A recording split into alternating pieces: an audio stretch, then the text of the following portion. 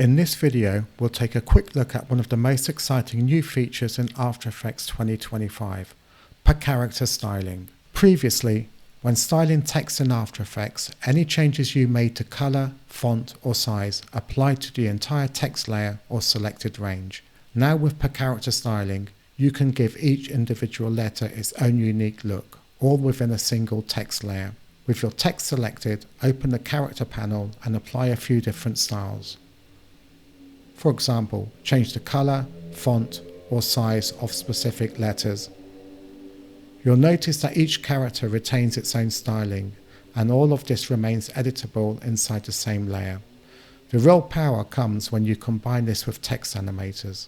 For instance, you can animate fill color, font weight, or tracking per character, creating dynamic typographic effects without duplicating layers or writing complex expressions. Per character styling gives motion designers much finer control, making it easier to create expressive titles and kinetic typography directly inside After Effects. It's a small change, but one that opens up a lot of creative possibilities.